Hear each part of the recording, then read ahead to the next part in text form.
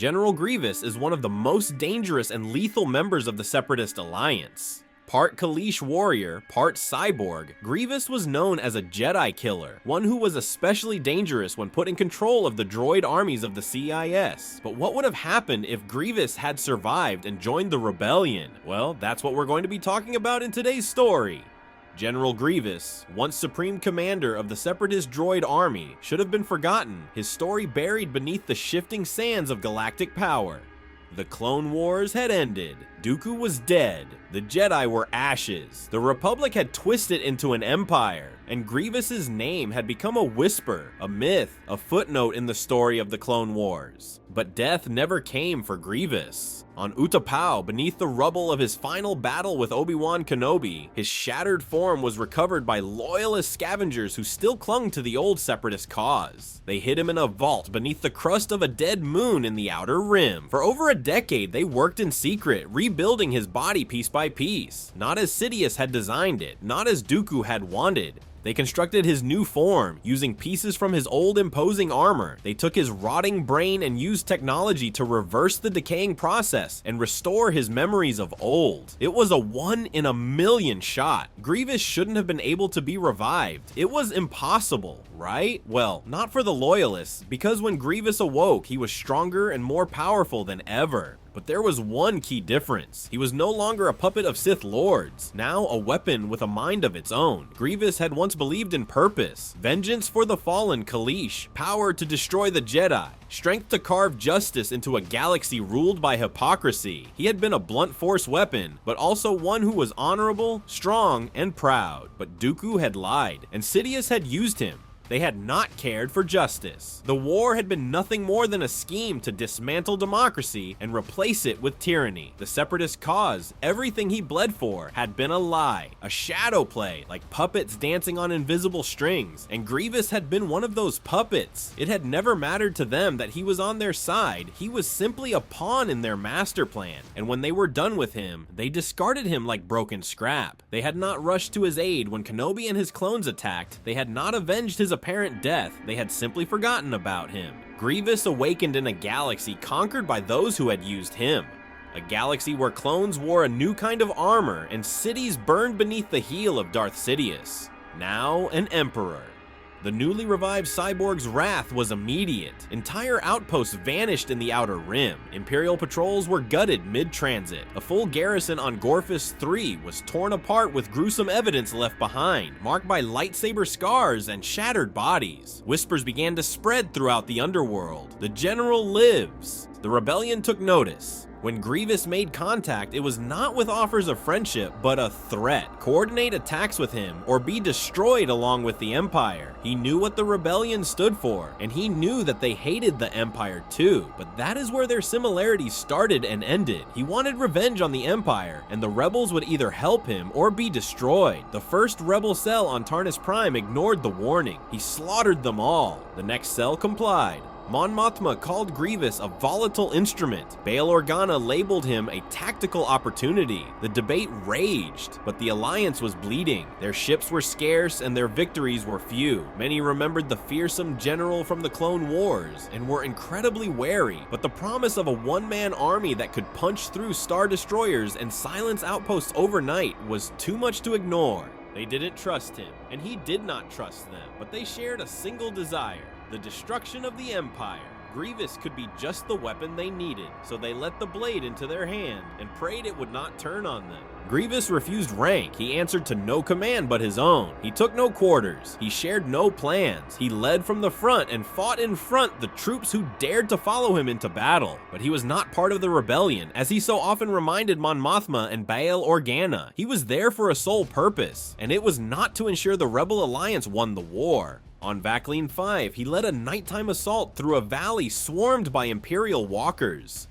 The rebels advanced under his cover, following the blur of lightsabers flashing like lightning through the storm. He brought down 3 walkers on his own and eradicated an entire platoon of Imperial troopers who were manning the mighty vehicles. It was a bloodbath, and Grievous relished in the destruction he was causing. On Dorthal's moons, he tore a hole in the hull of a Star Destroyer using his powerful magnetic claws and breached the bridge alone, killing the entire command crew before the ship's alarms even sounded. He set the destroyer's course towards the nearest moon and abandoned ship, barely giving any time to the rebel team who had followed him into the breached destroyer. He didn't care about them or whether they lived or died. Grievous did not sleep, he did not eat, he did not retreat. Victory followed in his wake, but so did fear. The Empire feared him, but so did the rebels. They saw what he was capable of firsthand, and it often sent shivers down their spines. They wanted to defeat the Empire, but Grievous went about it in the most brutal and merciless ways possible. Pilots saluted his brutal precision, infantry marveled at his indestructibility, and civilians cursed him as a butcher. But one thing became clear, he was winning. Because of Grievous, the rebellion, scattered, desperate, and hunted, saw an ember of hope igniting, but at a cost. Some said he tortured captured Imperials, others claimed he killed defectors as weaklings. Rebel commanders sent him squads, only to have them returned as corpses with notes. Insufficient, if they returned at all. He disobeyed orders, flattened cities the rebels had sworn to spare, turned stealth missions into massacres. Rumors spread that he had hacked a traitorous captain apart with a spinning saber while the man begged for clemency. He never attended rebel briefings. He would arrive only when war called. Then, as suddenly as he came, he vanished again into the void. The fledgling rebellion had spent years dealing with extremists such as Luthen Rael and Saw Gerrera, but Grievous's tactics were far beyond any of the dark stunts that Rael and Gerrera had ever pulled. Leia Organa warned of the danger. Mon Mothma wanted him leashed, but no one could leash a storm. No one could put this genie back in his bottle. Grievous was, for better or worse, a loose cannon that was currently winning the war for the rebellion. But what happened when the war was won? What would Grievous, the Butcher, do when he had no one left to fight, destroy, and kill? It was something that gave the rebel high command many sleepless nights. Luke first heard Grievous's name on Yavin 4. Luke knew Grievous wasn't a ghost, nor a mere droid. He was a warrior, a nightmare, a thing that once hunted Jedi like animals. Luke didn't know whether to be afraid or awed. He fought with Jedi sabers, some claimed. Others said he had once been a Jedi killer during the Clone Wars, and now pretended to fight for freedom. Luke dismissed the talk, or he did, until the Battle of Catriel Ridge. Grievous had decimated the Empire's garrison in under 2 hours. The battlefield was a graveyard of shattered walkers, torched troopers, and a command center split in half by 4 lightsabers spinning like bladed wings. Grievous was death itself, charging across the battlefield, killing, destroying, and striking terror into all who caught a fleeting glimpse of the murderous cyborg. Luke arrived the day after. He walked the corpses, touched the burn marks, watched as rebel medics tended to wounded Imperials. Not because Grievous showed mercy, but because a few had played dead well enough to survive. Luke stopped, kneeled, and asked a survivor what had happened. The shaking stormtrooper pulled away his dirt-covered helmet and wept, unable to form words. Luke could sense fear and deep terror within the trooper, but the Empire was not willing to take Grievous's victories lying down, and they struck back. Vasker 5, a hidden rebel refueling station, was targeted by 2 Star Destroyers and Vader himself, and Grievous, ever ready to take on the Empire, met them head-on. He arrived with only 1 ship and no fleet, descending into the fray alone, laser cannons blasting, the skirmish a blur of metal and plasma. Grievous boarded one of the Star Destroyers, knowing that Vader awaited. He didn't know that the Sith Lord had once been Jedi Knight Anakin Skywalker, but he knew that if he took out the Dark Warrior, it would be a massive blow against the Empire. And so Grievous rampaged through the battleship, hunting down Vader. But it was within a cavernous hangar in the Vasker 5 rebel refueling station that the 2 warriors actually met. They spoke no words, immediately igniting their weapons and bursting into action. Grievous's 4 blades were a blur of blue and green, while Vader's single red blade batted and parried with expert precision. The duel lasted nearly an hour, with sabers and steel screaming against one another, one fueled by hate, the other by betrayal. Neither warrior gave quarter, and both were fighting with different emotions at their cores. Vader carried anger, while Grievous harbored long-standing betrayal. "I see you're still as weak a warrior as you ever were," Vader taunted through his mechanical breathing. "I do not even know you," Grievous spat back, "but I do know that today you will die." Vader was not capable of laughing, his black heart would not allow it, but a wave of amused smugness passed through his mind as he looked at the cyborg before him. If you say so. Grievous was the one to laugh now. Oh, I do. Around them, rebel soldiers and stormtroopers battled, laser fire flying around the fueling station. But neither of the warriors paid the slightest bit of attention to that, with their intense battle being all that occupied them. But Grievous faltered. His rage was aging. His mind is fraying. He made a simple misstep and almost lost balance, immediately regaining his footing. But Vader was fast and seized the opportunity, impaling Grievous through the back with a thrown saber. Grievous fell to the flood, but he was not dead. "You fool!" Grievous yelled. "You have signed your own death warrant." "I think not," came Vader's blunt reply.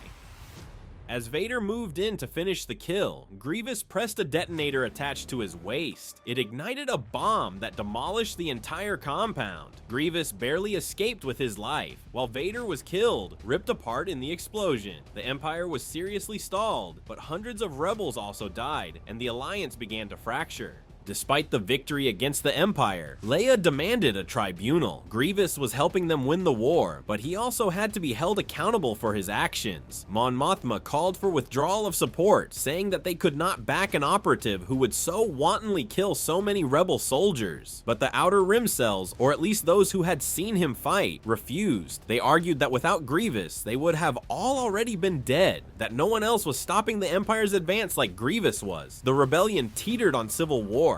And in the shadows of all this, Luke Skywalker stood silent. He took in all the information and processed it. He knew that Grievous was an incredible fighter and warrior that had done more on the battlefield for the rebellion than anyone else. But he also saw Grievous's flaws, and he knew that Grievous was arguably doing as much harm to the rebellion as he was to the Empire. And of course, Luke could not overlook Grievous's past as a Jedi killer during the Clone Wars. Then came the message from Grievous. He summoned Luke to Dargamoth, a dead mining planet where he had driven the Imperials off 2 weeks prior, alone. Why? Grievous didn't say, but there was something about the message that seemed urgent and worrying. Luke went to Dargamoth without allies and only questions. He descended into the core of the abandoned facility, where mining drills stood still and rusting, with ash coating the walls like dried blood. And it was there that Grievous was waiting, in the pale, sickly glow of the few remaining lights. There were no droids, no guards, just Grievous, a towering machine of death. Coughing, humming, all metal and menace, his cloak torn and saber still clutched in long fingers.